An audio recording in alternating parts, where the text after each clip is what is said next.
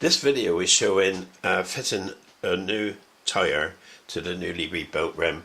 It's the 21-inch narrow width scorcher tyre, which are extremely stiff composition, no give in it at all. It's really one of the most difficult tyres to put on a rim.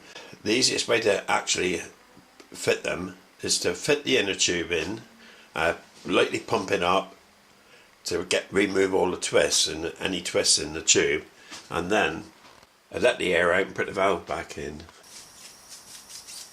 Here I'm applying lubrication to the rim to fit the tyre. The soap I use is the stuff that dries afterwards, so it sort of lubricates for fitting on the rim, but then it dries, so some are oil based which don't dry, and what happens then is it's possible for the tyre to actually creep on the rim, which is something you really don't want. Right, I put the valve through the hole. And here actually fitting the valve through the hole in the rim. It's really the only way. It is the only way. You need to do this. You can't feed the inner tube in afterwards. It's just not enough space.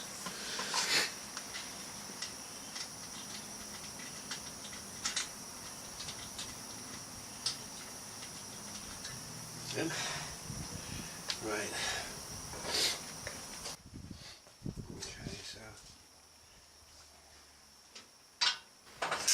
here I'm putting the lower bead on. This is the easiest one to do. In fact, I can lay this out. The most difficult thing on these tyres is actually taking the old one off. The upper bead, the first bead on the old tyre is the hardest one to take off. Obviously the lower bead is easier. Then putting things back on is slightly easier. Obviously the lower bead being the easiest one. And here I'm actually, you can see the valve on the right hand side here, and I'm making sure that the valve more or less stays perpendicular to the rim, or pointing towards the centre axle, and make sure you don't actually tear the inner tube. That's another important thing on these tubes. And this is not a race. I use the machine because it is just too hard you'll be wrenching away on the levers, trying to use tyre levers. On the machine you can go carefully. There's no need to rush. Make sure everything fits properly. Here I'm actually centering up the valve again. You can see the valve on the left hand side of the picture now, and so it's pointing straight out before fitting the top bead.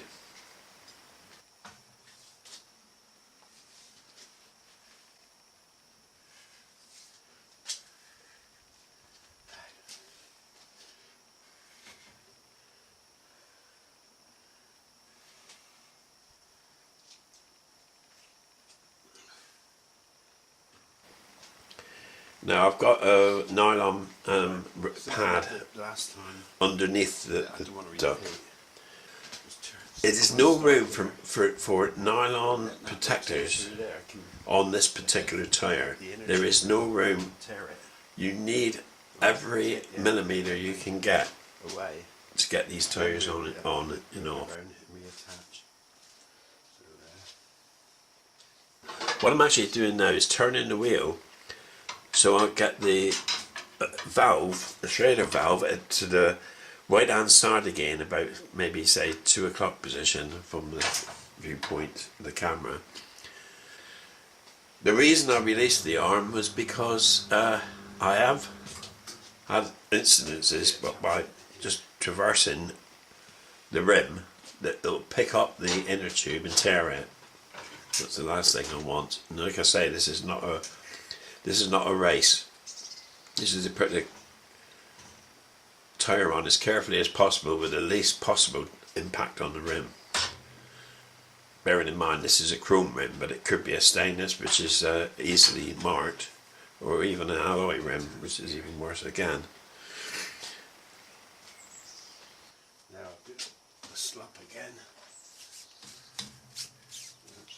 vital to get a lot of this on.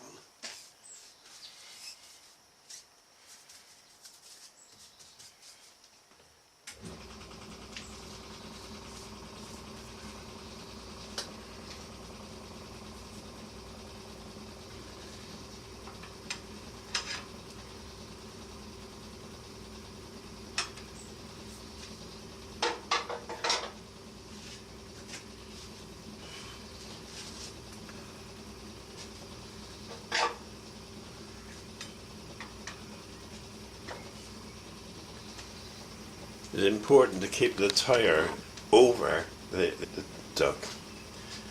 You've got to go over one side and under the other side, and some tyres, like this tyre, will fight that.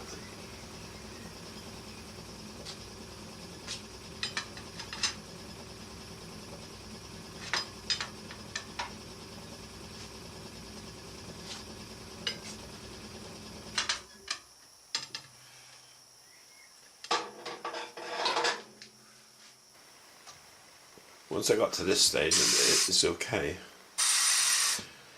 The assist arm is very handy because these are one hard tyre to push down and lever on.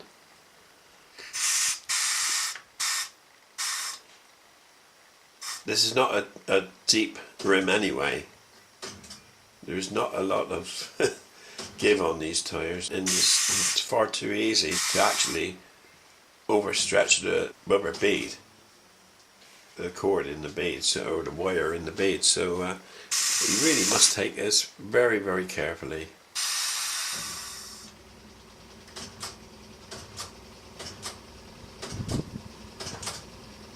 And there it's finally on.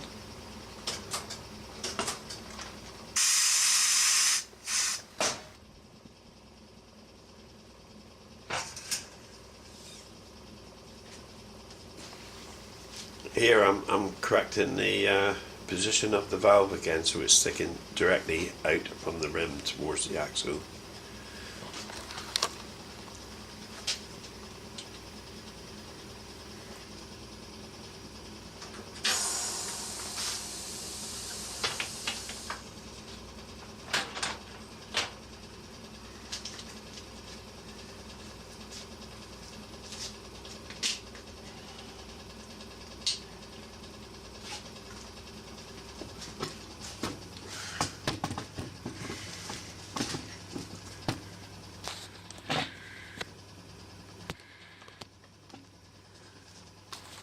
At this point you can pump up the tyre to whatever you want it.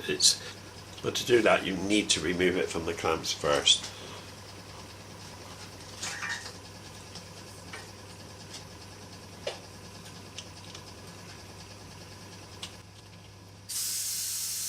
Okay, the white you can see on the tyre, which was the soap, can be washed off later.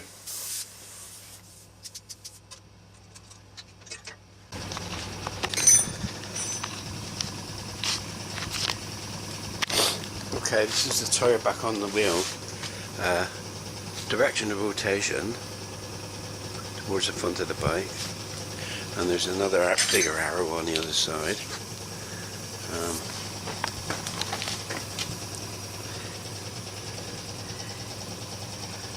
There, marked in front, and repeated in smaller letter arrow this side.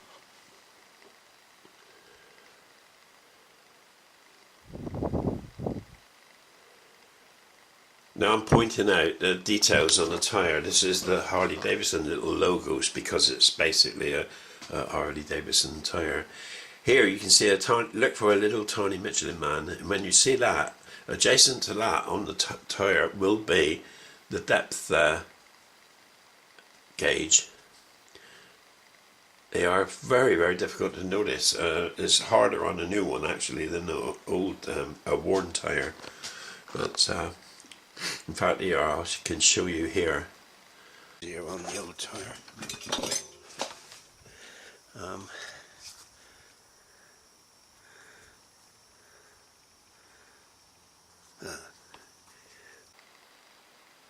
And here's the Michelin Man, the little Michelin Man, and you can see just by my thumb there, you can see the wear rib, which is it actually had some mileage left in it, but there was no point.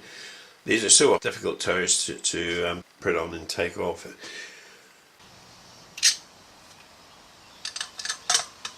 And now to this stage, balancing stage, more or less, I believe more or less is good enough. It's not a racing bike. There's a front wheel which is slightly more important than the rear wheel. I think you could stick a bag of sugar on the rear wheel and you wouldn't notice a difference, especially below say 60 mile an hour. But I need a Tony front wheel, as long as he's more or less balanced, it should be fine. These balancing machines, you can get them on eBay. They're really they're quite good. They do the job fine. Don't need anything fancy at all.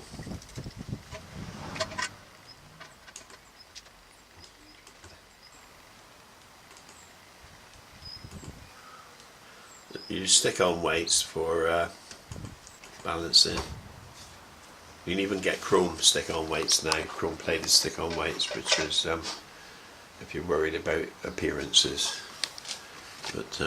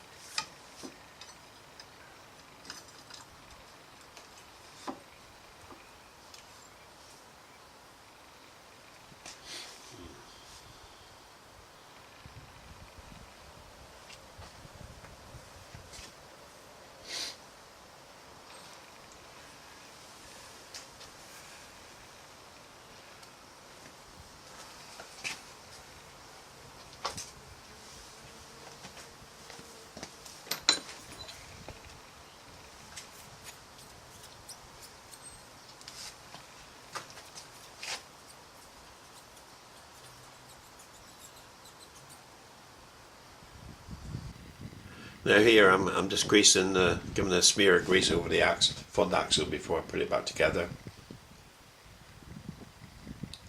Before I put the wheel back on the bike. There's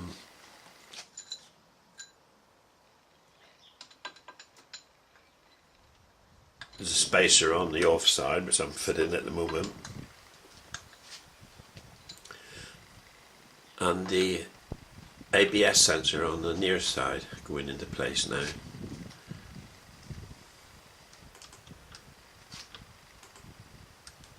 It helps if the force is high enough. But it's quite easy to put the axle in, and it's a simple case of putting the washer and nut on, torquing.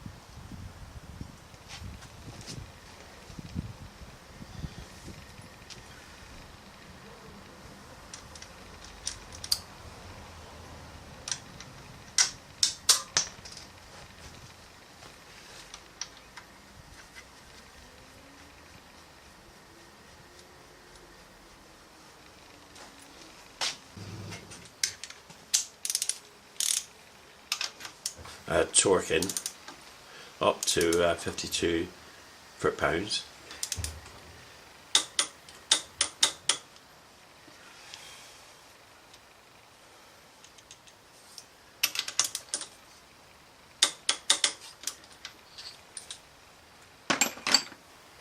And followed by the little clamps on the fork, offside fork, and the little clamps go, I think was 17 foot-pounds for memory to be checked. You need to check that. That's it basically.